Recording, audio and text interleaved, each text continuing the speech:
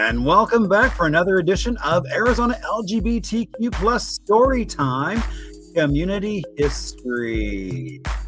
So happy that you can join us today. And so I am your host, Marshall Shore, and I'm bringing on my co-host, Jasmine. Hello. How are you? I am great. How are you? I'm great. So I always want to give a little plug off to Phoenix Office of Arts and Culture for their support in this, as well as South Mountain Storytelling Institute. So appreciate them as well. Now, this is brought to you by the Arizona LGBT plus History Project. That is a collaboration between Phoenix Pride, ASU Libraries, the BJ Budd Collection, and myself. And I always love to give a little, just kind of a shout out to Tucson, who started our first newsletter by and for the queer community back in 1976. And I think it'll come up as we talk a little bit about some drag history in Arizona. And I just want to give a shout out to William Gause, who was our first official female impersonator in Arizona that we can document back in 1894 down in Tombstone. He was part of a minstrel troupe traveling through. And we are our first local drag queen, Mr. Butterfield, performed back in 1904 at East Lake Park. Now, without any further ado, I want to bring on David Boyles. Hello, David. Hello. And how are you doing today? I'm doing fantastic. How about y'all? Can't complain. It's lovely sitting here in the air conditioning. Yes, exactly. I haven't been outside all day, so it's been great. So I woke up last week with a moment where the AC wasn't working, but luckily was able to get that fixed quite quickly. So David, tell us a little bit about yourself. So I teach at ASU. I'm a writing instructor at ASU at the Tempe campus. I've been there for actually 9 years already. I'm going on 10 pretty soon. I teach writing. I also teach a special topics class for our freshmen in the College of Liberal Arts and Sciences every fall called LGBTQ Youth in Pop Culture and Politics, where we look at the history of how LGBTQ youth have been represented both in culture, film, movies, things like that, and also the history of LGBT youth and sort of political discussions, which is every year I teach it, becomes more and more of a relevant topic, with things going on. And then I'm also one of the founders and on the board of directors of Drag Story Hour Arizona, our local chapter of Drag Story Hour, which we started here in Arizona in 2019. We just had our 5-year anniversary in February. And I'm also, it was great. It's very strange to be 5 years already, since 2 of them were, during a pandemic. We're only doing events online. And I'm also involved in the National Drag Story Hour Network, our national nonprofit organization, which, works to support all the local chapters. And I'm actually the board president of the Drag Story Hour National. I took that office last July and been working to build up our national organization. We just hired a great new executive director, and we've got big plans happening at the national level as well. And I'm also, someone who's very passionate about LGBT history, has done a lot of, events out in the community, especially about drag history, working with Felicia Miner, who's one of the drag performers who works with us at Drag Story Hour. We've done an art of drag presentation at Burton Bar Library and Chandler Public Library and some other places. And I'm also my second Pride Month now, doing LGBT history events at Brick Road Coffee in Tempe to celebrate Pride Month. That's about it. And trying to sleep amongst some of those events as well. Mm-hmm. So I mean, you're one to talk on that. Well, it's such important work that we keep history in front of folks. Mm-hmm. I mean, otherwise, as they say, I mean, if you don't know your history, you're doomed to repeat it. Yeah. Yeah, I think so. And, especially LGBT history, because it is generally not taught in schools, especially here in Arizona, coming out of the Arizona public school system. I think most people do not get any sort of LGBT history. And so I know a lot of, I work with college students a lot.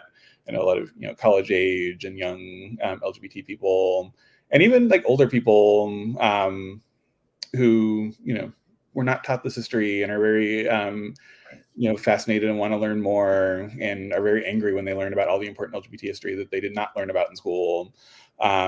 So yeah, that's why I love talking about all of this, and I love all the work that you've been doing on this front here. Yeah, and I think to your point, I think that's why it's important that we talk about the fact that those first LGBTQ newspapers and locally were in 76. Mm-hmm. So everything before that is just oral history or trying to piece together what we can. Right. So yeah, exactly. That's something. And then because of that, you have the idea that there is no LGBT history. Right. And yeah, no, it just was not written down or preserved. And there are reasons for that.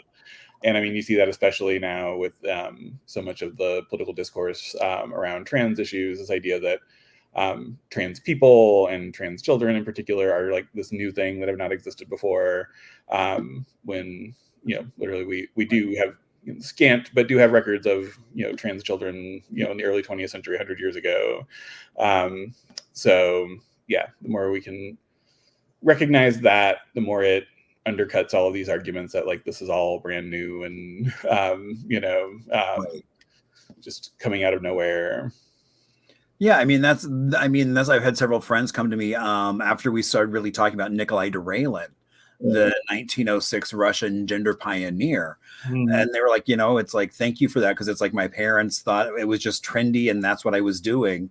And being able to showcase that trans people have been around long before it became trendy, right, quote unquote. Right. And is it trendy? Yeah, exactly. So that idea that, yeah. Is that really something that people are choosing to do, to be like in a body that is targeted and at a time like this? Yeah, there's this idea that, yeah, coming out of trans is, yeah, the trendy popular thing, and everyone's just going to like, celebrate and throw glitter when you come out as trans. And once again, like anywhere, I think that's ridiculous, but especially in Arizona, so yeah. Definitely. So what type of things, so when you're teaching at ASU about kind of queer youth and pop culture, what kind of things are you touching on? Yeah, so it's been really interesting because I started doing that class actually in 2019, right around the time we founded Drag Story Hour, or Drag Story Hour Arizona. It was, something I was interested in. And, over the last, 5 years, since I've been teaching that class, like I mentioned earlier, like it has just become more and more politically relevant with the attacks on, queer and especially trans kids, with the Don't Say Gay laws in Florida, with the, attacks on us at Drag Story Hour, and then right up to the point of, I think Marshall, you're aware of what happened with me last fall on the ASU campus, being attacked by Turning Point USA, an anti-hate group, which was exactly the stuff we're talking about in class, which was very, the conversation I had with the students after that was very interesting, because it was, illustrating everything we've been talking about. But yeah, so in terms of the class, again, I try to start with history. That's something I've, as I've done the class and sort of played with how to present things and how to organize things in the class. I generally start with history. I often start by showing the students, are you familiar with the film Boys Beware, the educational film from the 60s? Indeed. It's a classic, especially seen through modern lenses. Yeah, it's a classic from this guy named Sid Davis, who was like the impresario of these, educational films that were shown in schools, that, hit on every moral panic of the time of stranger danger and drugs, and is Oh my goodness. I made all the films where the kids like try marijuana for the first time and go crazy and start murdering people and things like that. And there's a film called Boys Beware, which is basically presents all adult gay men as predators who are preying on, as it's aimed obviously at middle schoolers, at like preteen boys. And so we start with that, and then we move into talking about Anita Bryant and the Save Our Children campaign in the 70s. And that whole idea, that framing of queer people as pedophiles, as dangers to children, and the way that has colored everything that has happened with LGBT youth for so long. Because basically what happened, largely because of Anita Bryant, was for a long time you had a lot of LGBT organizations that would not really touch on any issues involving kids because they did not want that stigma, to bring that back up. So as we were just talking about, LGBT youth for a long time, and probably at least to some degree today, a lot of people think they don't exist. Queer kids don't exist, and if they do, it's because they've been recruited or groomed. Brainwashed. Yeah, exactly. So just starting with that idea of the kind of the discovery that queer youth actually do exist, the development of things like PFLAG, which was the organization for parents of lesbians and gays back in the 70s with Jean Manford, and then moving into the 80s and 90s with the creation of the first gay-straight alliances in schools, the creation of GLSEN, the nonprofit for inclusive LGBT schools, which grew straight out of the GSAs.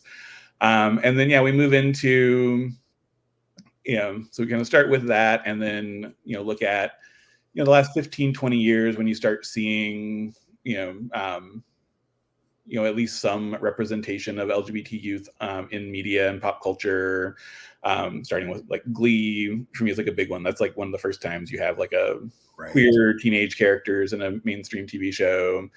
And we look a lot of the pop culture of the last, decade and a half. And then also how, again, that has like interacted with these political conversations and these political attacks on, queer and trans kids, the attempts to ban books. We read the last couple of years in the class, I've had the students read Genderqueer by Maya Kobabe, the graphic novel, which has been the most banned book in America for the last, I think, 2 or 3 years now. Yeah. And we both read the book and talk about the book, which is a coming of age story about Kobabe coming out as asexual and non-binary. But then we also talk about the fact that it's the most banned book in America and, the controversy around that. So that's what I'm trying to do in the class is, give students a way to think about and talk about, these conversations, and looking at how the current, moral panics over trans kids and things like that, and the moral panics over banning books, can have a history. It's the same thing that Anita Bryant was doing in the 70s, and seeing the way that rhetoric just gets recycled. But I also love, the fact that it's like things like Genderqueer can actually be published now. I mean, I can remember back in the day when the books were all talking about, a teen love story, someone's gonna die. Mm-hmm. So it's nice that we're actually getting away from those kind of tropes in those early kind of queer novels aimed at youth, and getting away from that and to a more positive be yourself. Yeah, exactly. And that's what we talk about a lot in the class is like, those two things are connected together, right? We're in the space where, there are more, LGBT like young adult novels now than ever before, and more varied perspectives and varied types of stories. And that is exactly why we've had this, Moms for Liberty and this whole push of, book banning and stuff like that, is because we have this, the increasing diversity. That's what they're fighting against. Right. And same thing, the greater, we have greater, again, not perfect in always, but definitely greater representation, queer youth in general, trans people and trans youth than we had, 10 years ago. I just saw recently that, like, I think it's like this week, this month is the 10-year anniversary of that Time magazine transgender tipping point cover with Laverne Cox on the cover. Wow. Yeah. Oh, that's so cool. Mhm. That was 10 years ago. Yeah. That was 10 years ago. Yeah. And then you think about that, like kind of again, and when you look at the history with Anita Bryant in the 70s, so that's in 2014, and then it's in 2019 that we see the beginning of this really organized anti-trans backlash. And that was kind of the same thing happened in the 70s. You had the greater representation after Stonewall, and then you had the Anita Bryant backlash to that. Right. So so exactly the same thing happening. Yeah. So what do you find when you're talking with the students? What do you find that they tend to gravitate towards? I mean, are there certain like events or things like, oh, I want to know more about that? Mm-hmm. It varies so much with the students, which is what's really cool. But yeah, one thing I've definitely noticed is, as I mentioned earlier, they are very interested in the history. That is something I think when I first, like the early incarnations of the class in like 2019, when I was first teaching it, I think we focused a lot on, again, the contemporary media depictions, again, Glee, Love, Simon, Euphoria, Pose, all the media depictions. And we still talk about some of that, but the students really wanted to know about history when they learned about Anita Bryant and they learned about this stuff. And again, a lot of students come in. It's also a really interesting, often kind of split between the students. I often on the first day ask just like who has heard of Stonewall, and it tends to be about a 50-50 split. So you have those students who come into this class with at least some knowledge previously, often from, doing their own research online, things like that, or maybe they have some older, people in their life who have been able to like teach them about this stuff. And then you have the students who have nothing, and come in with like no frame of reference. And like I said, are really angry a lot of the time when they learn that there's all this history that they didn't know about. And yeah, then the thing that students gravitate towards, the final project is always to make a zine about sort of what they learned in the class, and it's up to them to decide what they want to do and what they want to focus on.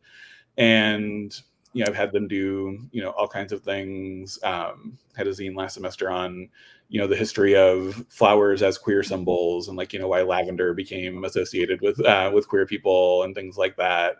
I had another student, I remember I mentioned offhand in class, it was not like a main thing we were talking about, but we got onto the history of disco and its relationship with the gay rights movement, which is like one of my favorite topics to talk about. Cool. Yeah. And I mentioned David Mancuso, who's the credited inventor of disco, with his loft parties in the 70s.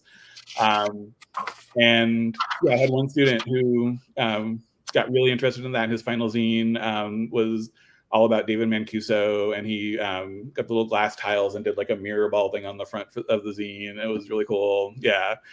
That's great. Yeah. So that's one of the really great parts about the class is allowing the students, that kind of entry point, and, to find out, what things they're interested in. Do you find any of them then go off and publish their zine? I haven't had any like publish, but I did have one student. So I just had last year, sort of, because it is a freshman class, all the students are freshmen. And so last year was my first like graduating class. Basically, the students I had who took that class as a freshman graduated as seniors last year. And one of the students, she basically took the zine that she did in the first class and did a larger, more elaborate version of it for her honors college thesis. Very cool. Yeah, which was really cool to see. So I do see that, a lot of them who like stick with that, and it sort of starts, a path of inquiry for them, which is really cool. And I mean, you're right. I mean, even that touch into music, I mean, in the history of queer music, I mean, bringing in folks like Sylvester and Exactly. So how do you broach the topic? A lot of times when you're looking at the media, you see one type. I mean, it's very focused in terms of who's actually represented. So how do you touch on that topic of marginalized communities and diversity. Yeah, that's definitely something we talk about, and that's definitely something I'm very aware of. And when I'm, choosing the things that we're gonna watch or read and talk about, so yeah, one thing I try to do is, kind of be thoughtful with that. Before we started today, you and I were talking about the documentary Two Spirits, which is something I've shown in the class before, because I think it's a great introduction to Two Spirit and Indigenous queer youth, and yeah, in terms of the books and stuff, I try to represent different voices, and that's also part of when I do the zine project at the end of the semester. One thing I tell them as they're thinking about the topic they want to do is, what is something you wanted to learn more about that I didn't cover, and things like that. And try to just basically acknowledge that, I'm not going to be able to include, every kind of perspective, but just kind of being aware of that. And then, opening up to the students. And it's going to being very like, my approach to, the materials that I assign in class is not like, is opposite of the kind of the old school, like, here is the canon of things you need to know. Like, these are the important things. And I try to very much approach it as, here's a sampling, an introduction, so that you can then go off and figure out what you want to learn about and learn more. Exactly, like whetting that appetite. So it's like, especially for those students who are coming in that don't have an inkling even about Stonewall. Yeah, and exactly. to give you the foundation for what else is there, and to start asking that question. I mean, I think that's really one of the most important things, is to start questioning, oh, wait a minute, what history is here? Yeah. Yeah, exactly. I think, I think with queer history, I think that's really important because, like we talked about earlier, so people don't get it in schools, but then you also see, I think especially like on social media, especially this time of year when we're in Pride Month, and every social media influencer account does their posts, and you definitely see the same couple people and events pop up over and over again, and all, like, and especially like the media depictions, like, and you see Harvey Milk, you see Stonewall, you see like the same few folks, and trying to encourage people to, like, that's the starting point. There's so much more to learn, like, after that. Like, right. LGBT history is so unknown to people. They think, okay, Stonewall, Harvey Milk, Marsha P. Johnson, I'm good. Like, that's all. That's all. Oh yeah, forget about it's like we're on a loop of like Pride Month is just a rinse and repeat of like step one into like unpacking all of this, especially for straight people who are trying to get involved, and then they do their thing during Pride Month, and then that's it. Yeah, exactly. And then the next year, and then you just post the same Instagram slideshow with the same 5 historical figures again. Yeah. So how do we get out of that loop? I mean, because for me, I see that and I'm like, okay, and what's next? And so many times there's not a what's next. That is the hard part, right? Because, and again, like, as a teacher, and then I'm sure, Marshall, you experience this, doing your presentations and speaking off to 2 very, mixed audiences, in terms of people that are not necessarily super well versed in this. So you're going to always have that person who, like, doesn't know about Stonewall, who is starting at square one. And so I think that is the challenge. And that, you mentioned the events we've been doing at Brick Road Coffee. That's something that we've been trying to do. And I think part of it there is because the audience at Brick Road Coffee is a large, like, queer audience. Like, for sure. We did our event last year, we focused on important historical figures, but we deliberately were like, we don't need to do Marsha P. Johnson and Harvey Milk. Like, our audience already knows those people. Yeah. So let's do the figures that are less well represented. So we can move on to like 102. Yeah, exactly. Yeah. So we talked about Jose Sarria, the founder of the Imperial Court, first openly queer person to run for public office. Jean Manford, who founded PFLAG. BJ Budd. We talked about those kind of figures. And then this year, actually, we're focusing on queer spaces. And so we talked about last week the Castro Theater and how it was important both as like a symbol of the Castro and the queer community in San Francisco, but also it hosted the first ever LGBT film festival, and it hosted the premiere of Trisha's Wedding, the Coquettes movie with Sylvester in it, and like created like queer film as a thing. This week we talked about the Jules Catch One in LA, Black queer nightclub that was one of the hubs of disco. Speaking of disco, so that was kind of my thing this year was like, let's even move away from people and individuals because so much of our history tends to focus on that, there's what's called the great man theory, and even when it's not a man, even if it's woman or non-binary person, still like that great individual, and moving away from the focus on individuals to communities and places and spaces and things like that. Well, and actually, and that's actually a trend going on right now. I mean, there was just a Zoom chat countrywide talking about preserving LGBTQ spaces. New York has started doing that. You have Stonewall now being named a national monument. Yeah. Right. Yeah. You've got the bar in Hollywood that has now been preserved. And so I think it's like, it also begs the question of, even if there's no building, there's still a history. So that's why if you walk along Roosevelt and you look on the north side of the street at 2nd Street, you'll find a plaque in the sidewalk for the old 307. Oh, cool. And so talking about that drag history and that safe space so even though there's no building there. Yeah. And that's why I think that's like incredibly important to, have that marker of the 307. And especially, I know I've heard you talk about this in some of your presentations. Something I've been talking about with the events at Brick Road, where the title of kind of the theme for this year is, we called it the invisible map, which is a term that I borrowed from Michael Bronski, the historian who wrote the Queer History of the United States. And he talked about, the invisible map as cities developed in the 20th century, and gay neighborhoods developed alongside them.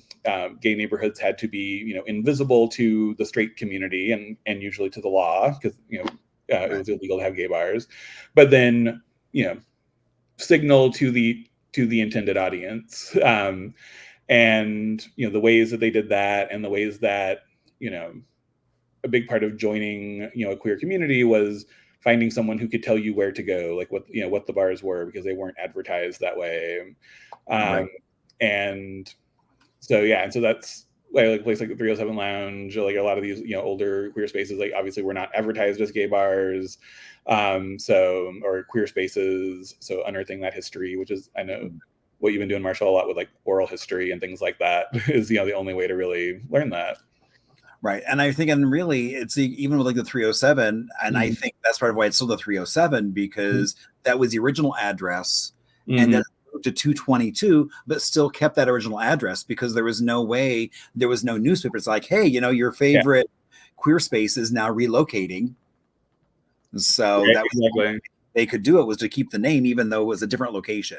Yeah, we talked about that at Brick Road this weekend with so Jose Saria's bar in San Francisco in the 40s and 50s was called the Black Cat, and it became very well known, as a gay bar. It was probably the most well-known gay bar.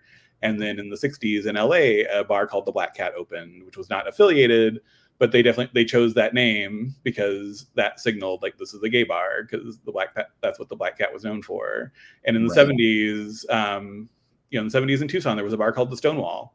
And there were, in other cities in the 70s, there were bars called Stonewall that started popping up because that's a way to signal to your target audience. Right. That here's who frequents our bar as well. Very cool.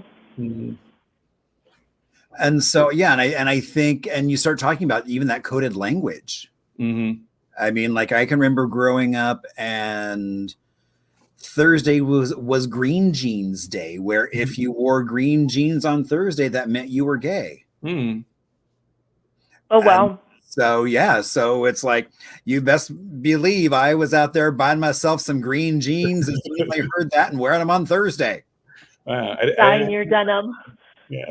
Exactly. Well, and so many things were designed to protect the community. I mean, it was like house parties were huge. Mm-hmm. I mean, and so when you talk about queer spaces, I'm actually getting ready to start working on a presentation about Ray Bourbon and those drag albums that were really big in the 40s and 50s. And it's basically for a group of commercial architecture fans. So it's really looking at some of those spaces and the history behind those spaces. Yeah. And so many of those marginalized communities, it's like, regardless of the community, were in not necessarily the best neighborhoods. So the buildings weren't well maintained. Some of them survive, some of them don't survive. So, and I think that's what's unique about when you look at LGBTQ history is it's like, it doesn't meet the same litmus test as mainstream communities. Yeah, that's like, talking about drag history. I've read about, sort of like the history of lip syncing and how lip syncing became associated with drag performers. And like, it seems like the general consensus is like, no one really knows exactly why or like how, who the first drag performer was to lip sync or anything like that. But one of the theories as to why it became so prevalent was basically gay bars were small and you couldn't fit a band in there. So like the only way you could do entertainment was having a performer lip sync to the jukebox.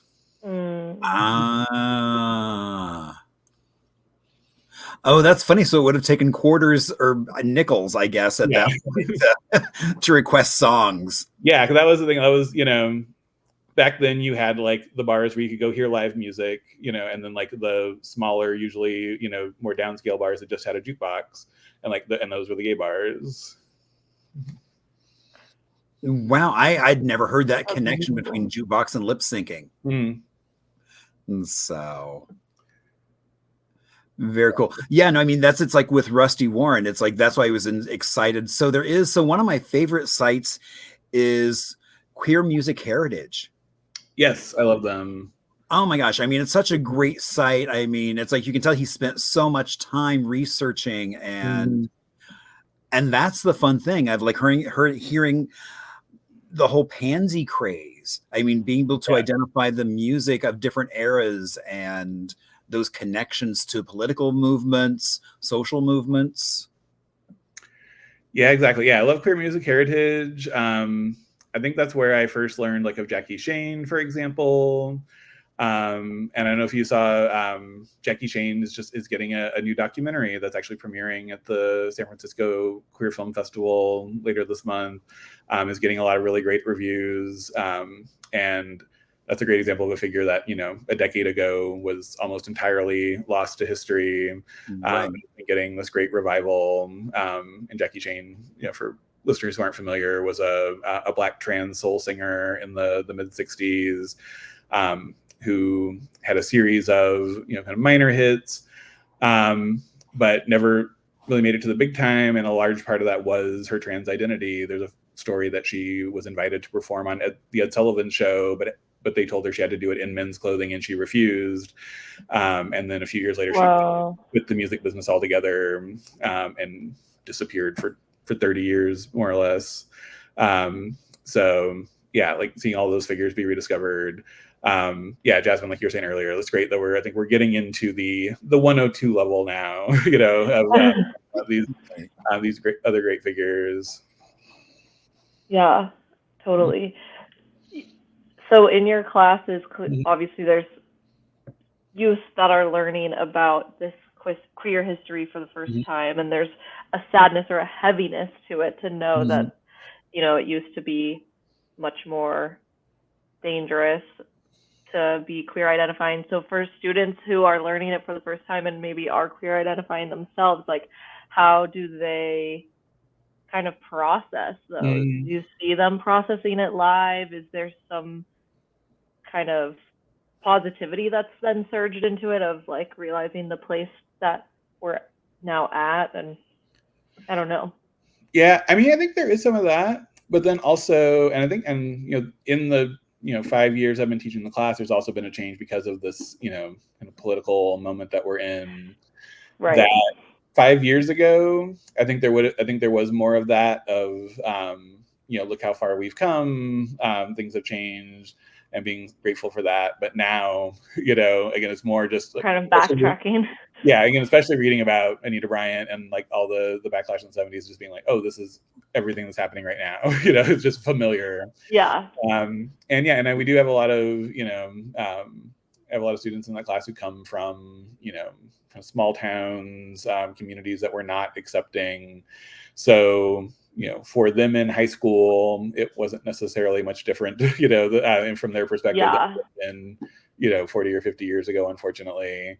And I've even seen that from students sometimes who will often get upset about like there is like a media narrative of like things are so much better now, and they're like, well, it wasn't for me growing up in Maricopa, Like I've definitely heard that too.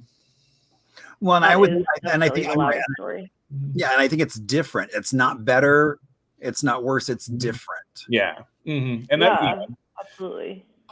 But I think it is for the students at the end, like just learning that there is a history at the end of the day is very like affirming, and for sure. Seeing themselves as like part of that, history and tradition, that I think is really powerful for them. Yeah. And where do you find like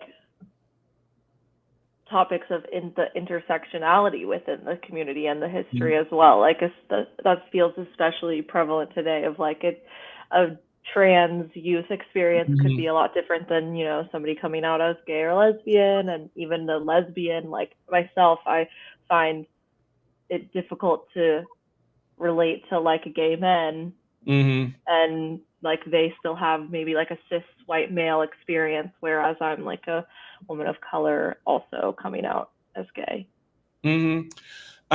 Yeah, I think that's the thing. I think one thing it's good about having the class and having space to talk about things. So even like, we'll watch something like Love, Simon, and we'll have like a lot of thoughts on it, and a lot of feedback on exactly those things of like, this is about a upper middle class, like cis white right, like, sure, it's also fine. pretty. Yeah, exactly. Yeah, he's also like a skinny little and he's like popular, conventionally attractive. Yeah. Right. And I think my students are very like attuned to the problems of that, and so I think that's good. And I think students today, when you talk about things like intersectionality, so this is one of these things that I think actually older people more my age have more trouble with than the younger people do. The younger people like just understand it a lot better. And same thing with like, gender identity and things like that. Absolutely. They're just very sort of, used to that, which is really great to see. And they don't understand why older people have trouble with it. It just makes sense. Something that's great about the students is that they are willing to engage in that way, engaging kind of with a critical lens, and see the voices that are not being represented as well. And like Love, Simon, for example, is an example of one. I haven't even done that one in a couple of years because my students just would, like, even though it's like not that old of a movie, it feels very old fashioned already. When did it come out? I was like, I think 2017 or 2018. Yeah, I didn't even go see it. Yeah. I was in college when it came out, and I didn't even go see it. Was like, even when it came out, I remember it already feeling a little outdated, which is a lot with a lot of representation, especially in films and stuff like that, is that they're always playing catch up, to the wider term. So yeah. What was the movie that? There was the one movie that came out that was like heralded as like the new gay sitcom movie. He had a museum out in New York. Oh, Bros. I kept thinking Brothers. I'm like, Brothers isn't right. So Bros. Yeah. I mean, lots of red flags in that movie, but there was a lot. I mean, the thing I appreciate about that movie was there was lots of history in that movie. Yeah. Yeah, I was like, movie about someone who like hosts a gay history podcast. I'm there, Right, exactly. But it was, and that's, that's cool. that movie kind of is an example of what I was talking about earlier. Of like a large part of that movie is Billy Eichner's character as a cis white gay man, like learning intersectionality, you know. And that's what I mean when I say like my students, you know, aren't going through that same process. The way they just like innately can wrap their heads around it. Yeah, they aren't being dragged kicking and screaming into acknowledging that like cis white gay men aren't the center of the universe, you know. Yeah. Right. Well, even as like I've been especially aware of it in the differences between like being gay, lesbian, pansexual, bisexual, and then having a gender non-conforming identity. I'm like, I can't, you know, really say that I have some relatability or significant experience to build community with a person who has a gender non-conforming identity. Like I'm a cis woman, and I think me coming out as lesbian was a lot different than the process that trans people go through. And like that is its own thing, even though of course any queerness is like going to be community building in and of itself, but there is still differences there. Like I just recently had a good friend come out as trans, and it like brought me back to like, oh, when I came out, I'm like, wait, that's not relatable. Like it's not same. Yeah, I think that's what, you know, we come back to a lot in the class, is especially when you're talking about like representation and like media and culture, like the answer is always more, you know, like, you know, more and diverse perspectives and voices. Like, you know, the representation in like Love, Simon wouldn't be as annoying if there were 100 other movies about queer teenagers that were about, you know, a Black trans teenager, and, you know, like, and every other, you know, different representations. But it's like when that's like the one gay movie, you know, that's when it becomes a problem. For sure. Yeah, that's a really good way to put it. So how did your class react when you came in and told them about the experience you had being accosted? Yeah, it was really interesting the way all of that played out last fall. Because like I said, we had talked about it in class. We had, you know, like I think it's the second week of the class, I do my like the Anita Bryant unit where we talk about Save Our Children.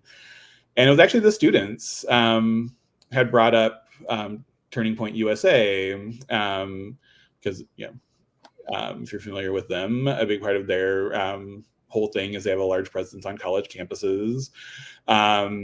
You know, and they, you know, and for folks who aren't not familiar, they're a group that claims to be a conservative student organization, a thing to, you know, rally conservative, you know, college students to vote, et cetera, are actually a white nationalist recruiting organization. They're a hate group. And yeah, so they came up, the students brought them up initially, actually. And so we talked about that. And then it was a couple weeks after that, before the thing happened in October, when I was put on the Turning Point's professor watch list, which is their famous, you know, list of professors who are indoctrinating, you know, the students. I had like, prior to that, I had been for a while, like half jokingly talking about how I was not on that list, which I was half jokingly saying I was a little offended by, you know, just, but yeah, you're like, give me some credit. Yeah, exactly. Like I felt I was, you know, being ignored, but then also pointed out to them like, no, it's better to not be on there. And then you know, this was like 2 weeks later, then everything happens. And yeah, so then the incident happened. One of my students actually, because it happened right after that class, I was walking. If you know the video, I was walking out of that class when the thing happened. A student of mine from the class actually saw what happened and came over and helped me out. They're the one who called 911. So they were kind of in the middle of it, unfortunately. And so, you know, I've talked with them quite a bit since then, one-on-one, to, you know, make sure they're doing all right.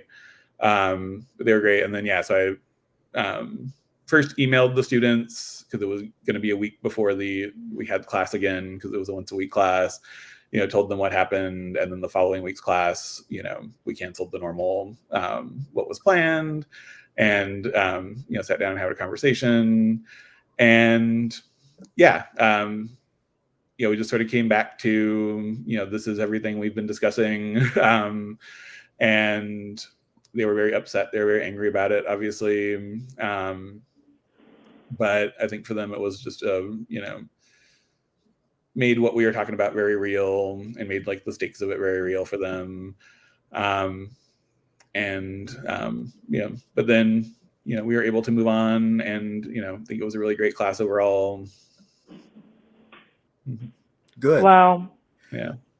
Wow. I can only imagine what the students must have been going through, and especially that student that was there and watching it as it unfolded. Yeah, I know that must have been really difficult. Then what was the response from the university where it happened? I'm gonna choose my words carefully here. I know, that's why I was like, okay, so Oh, yeah. no. So this is what I will say. As this before, like, many of the people in the administration, up to and including Michael Crow, especially right after it happened, were very supportive of me, very upset that it happened. I talked to Michael Crow personally, like the day after it happened. He called me up, and he was angry, which was very strange, because if you know Michael Crow, like, him expressing emotion is kind of strange. He is usually very, Right. measured when you see him publicly. So yeah, he was generally very upset. A lot of the administration has been very supportive of me personally, and making sure, I get the support that I need and things like that. Where we've, run into a problem is, Turning Point USA has a student club on campus, that they sponsor. There's a, Turning Point at ASU student club, like there are for a lot of these political groups. And they are still an active student group as of now, still getting, money from ASU to do their events like any other student group. There has been a push to have them removed from campus entirely because of, this incident, but that has not yet happened. The criminal case against the two involved was wrapped up, about a month ago. We'll see if anything happens now that they have now admitted guilt, and all of that.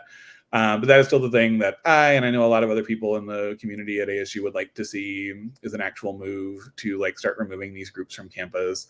That, we understand the idea of like protecting free speech, but like this is not protecting free speech at this point. This is, you're protecting hate speech. You're creating an unsafe environment for your LGBT faculty and students, and your students and faculty of color, who these groups also attack quite frequently.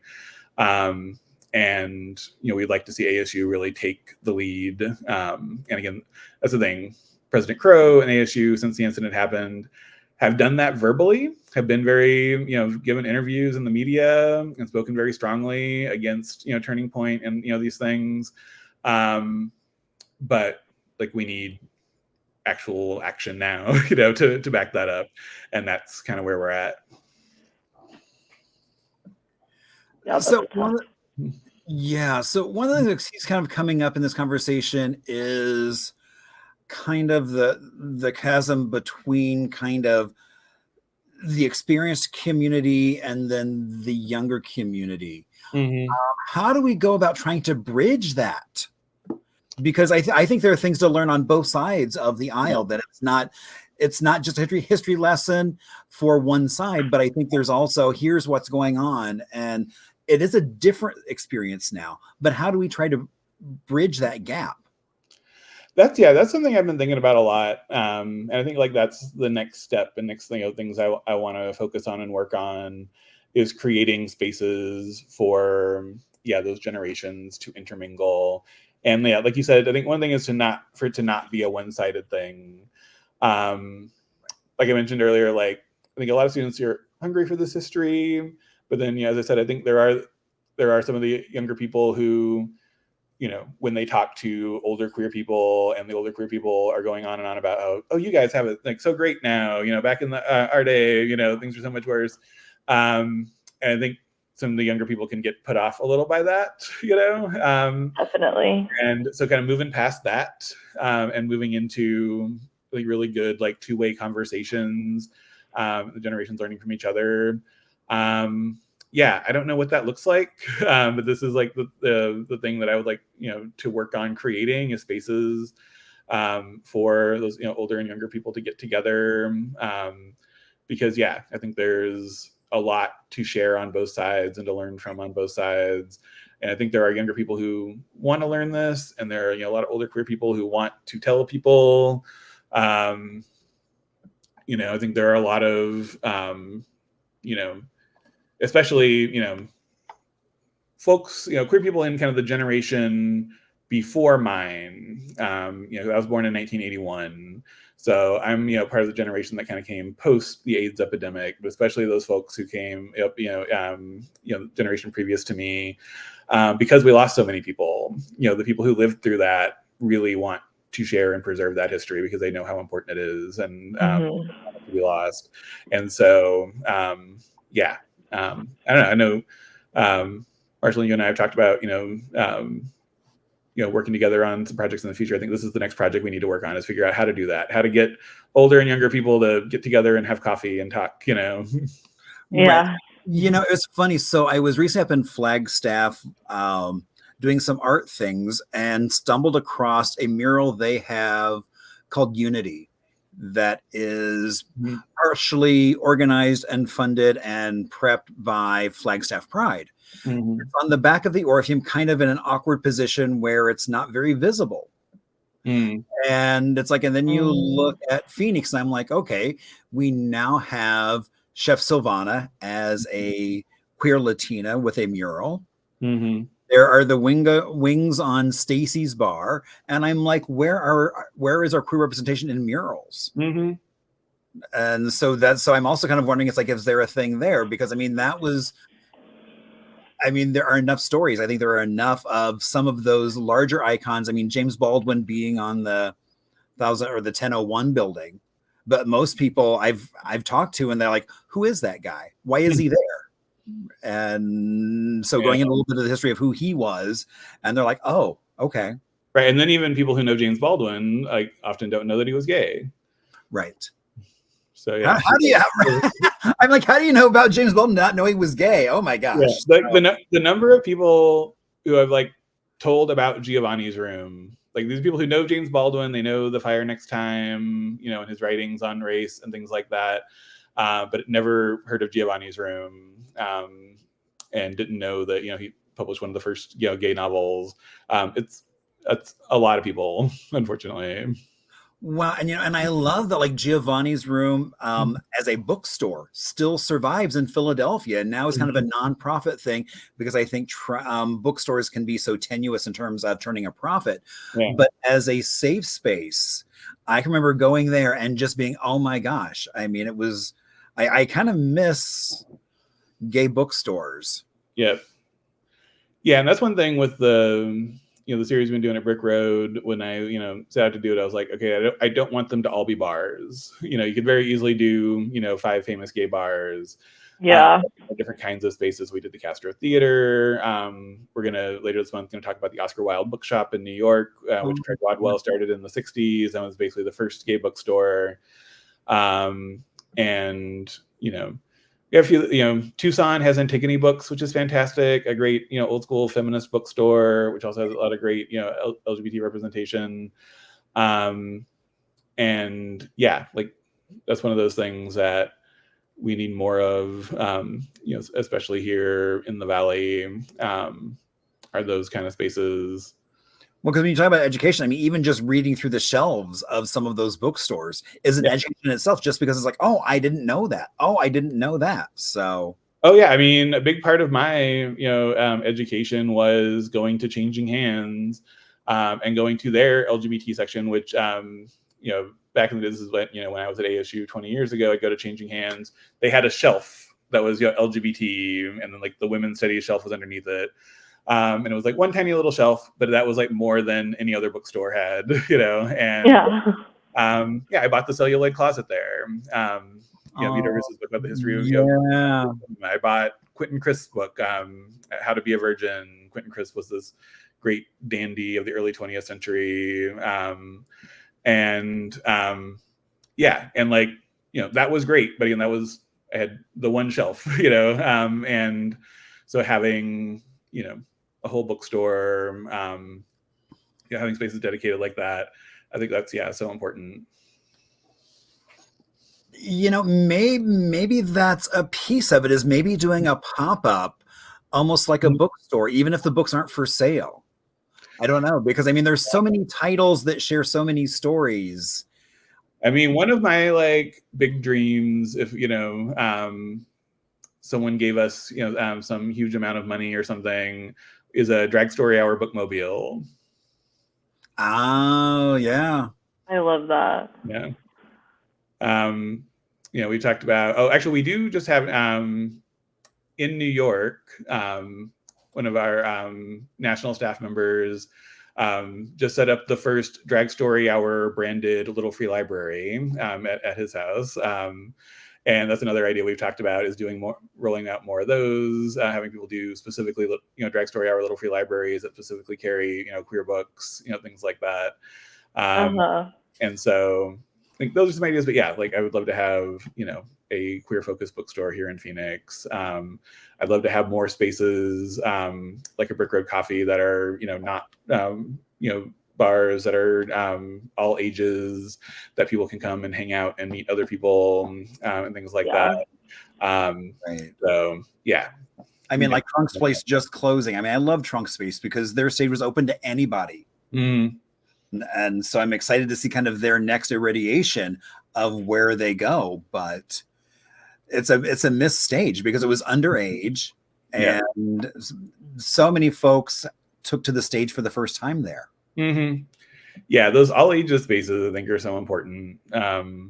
Whether it's bookstore, music venue, all those kind of places.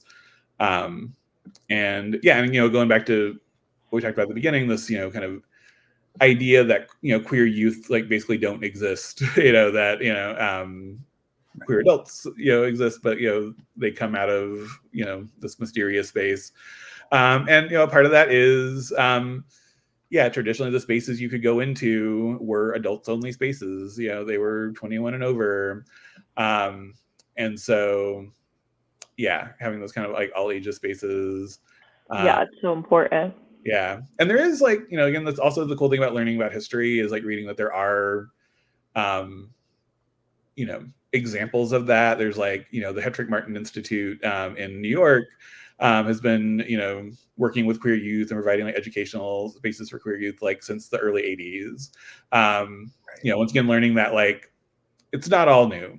I think that's the thing, is like, we think about these kind of things that we have to like reinvent the wheel, but that's just because when you actually learn the history, like, oh no, people have actually already done this. Like it is already there, but we just have not, learned about it.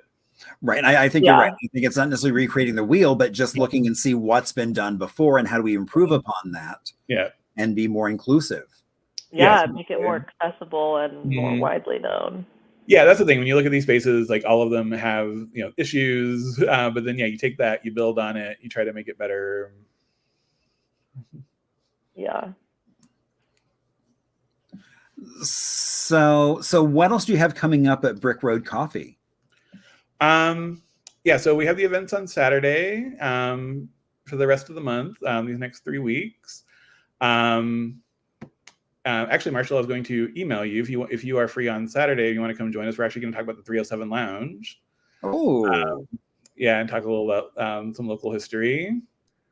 I know you're busy this month, but if you are free, what time? 5 to 7. That may actually work because this weekend is also Juneteenth, and so I know I'm doing a thing earlier that day. Oh, cool.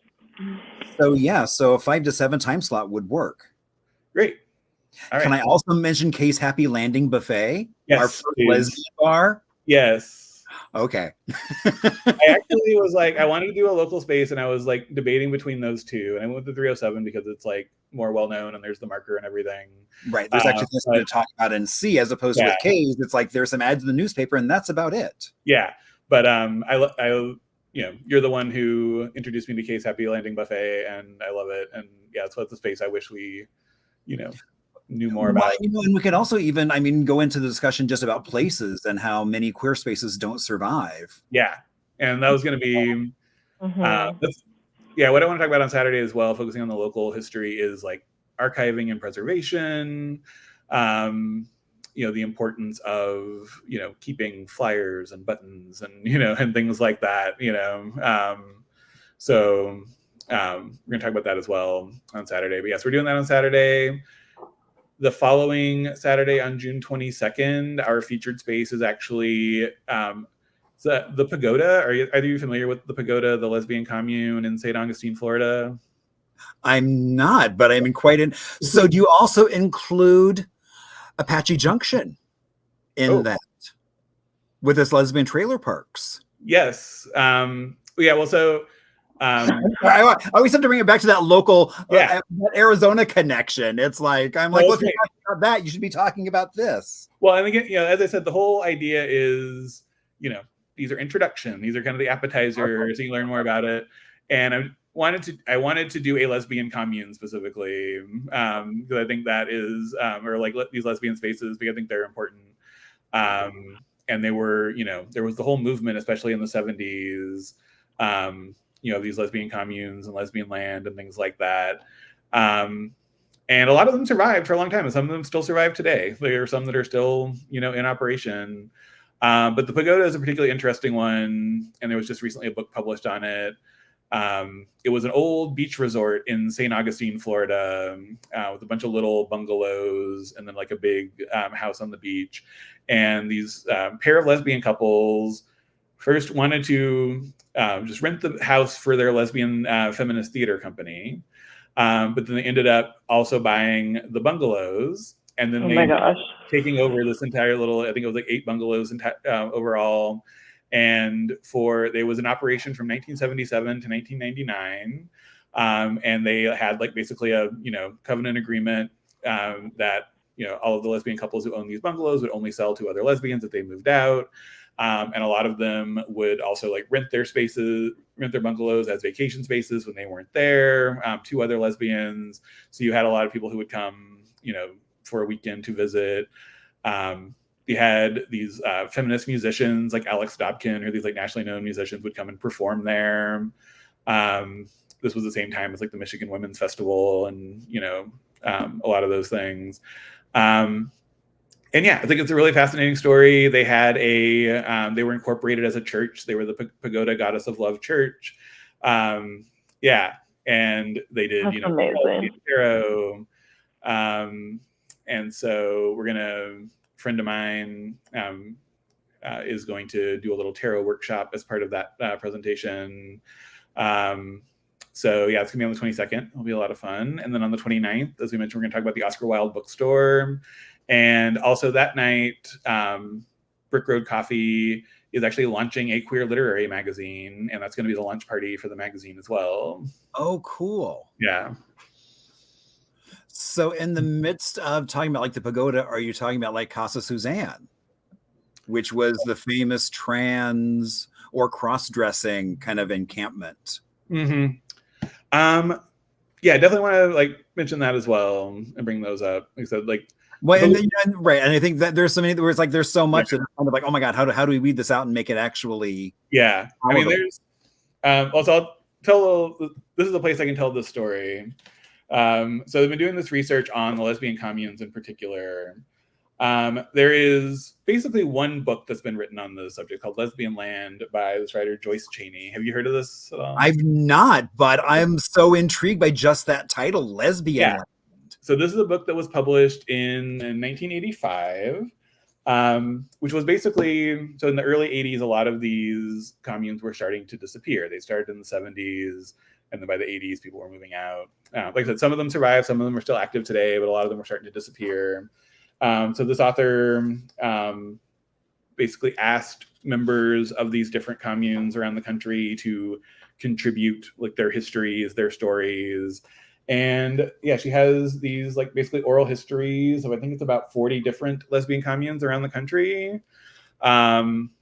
There's Arizona, New Mexico, upstate New York, Oregon, There's a commune that was specifically for disabled lesbians. And there were, some that were for people of color specifically. But this book was published by a small feminist press in 1985 and has gone out of print. And when I went to buy a copy, there's a copy on eBay currently selling for $3,000 because it's so rare. So I was able to get this. Oh my God. Yeah, through interlibrary loan through ASU. This is from Ohio State Yay, University. interlibrary loan. Yes, interlibrary loan is amazing. But yeah, this is the thing, but this is how, endangered these stories are. This book is almost impossible to find now. And that, tells these stories. And so, like I said, with the, the event at Brick Road, we're going to talk about the pagoda, going to focus on it.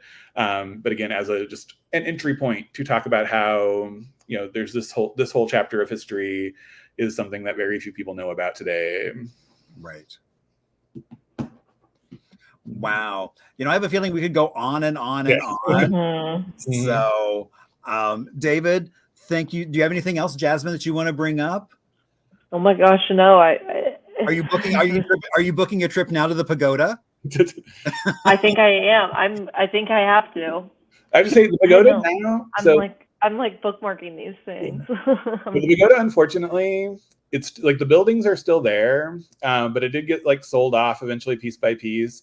And apparently now they're just pretty generic Airbnbs now. You can rent them, but they're not like the pagoda like it used to be. Yeah. They're not like a museum. Yeah. That's really sad. Yeah. Yeah. Yeah, unfortunately. So, well, David, thank you so much. How can people find out more about Drag Story Hour? Drag Story Hour AZ on Instagram is probably our best place to follow us there. You can go to our website. You can sign up for our newsletter there as well. Just follow us on social media. And I would say if you are, interested in bringing a Drag Story Hour to your, event or library or, school or anything like that, you can reach out to us. My email is david@dragstoryhour.org. You can, our organization emails on the website. I have to say, especially over the last, year and a half, as we've had this increase in, the right-wing pushback and hate and violence and things like that. One of our big issues now is, finding places to perform. So if people are interested in having us come, even if it's a private event, we're open for that as well. Birthday party, something like that. Reach out to us, let us know. We'll definitely work with you because we want to bring more events in more places all over Arizona. We, want to, as best possible, to go out, to the small towns as well. So we're going to Bisbee this week. Want to go elsewhere. So reach out to us. Follow us on Instagram. We have I don't think we use our Facebook anymore, so don't follow us on Facebook. If you still use Facebook, Instagram I think is the one we use now. So yeah, I say that's usually the popular one is all the Instagram. Yeah. So. All right. Well, David, thank you so much for joining us and sharing an obvious passion of yours, which is that history. And yes, we definitely do need to work together to try and bridge that gap. Mm-hmm. And Jasmine will be pulling you into that conversation as well. So I wish I could take your class. That's actually another thing on the agenda, is because people have said that of finding a way to do the class outside of the school, outside of ASU. Yeah. Community members. So that might be in the works at some point too. I will stay tuned. Mm-hmm. Yeah. I mean, it's so rare to find, well, I don't want to say it's so rare, but it's special to find, queer adults to relate to and learn from in a non-judgmental format. Like you even just explaining simply and neutrally the difference, the split amongst your students, not knowing Stonewall, and that's not something that you gawk at even. It's that's very special. Yeah, that's such a great point. Maintain that type of space. That's definitely something I've seen. You don't know what Stonewall is, as if it's a personal failing, on the person. Yeah, and it's not their fault. Yeah.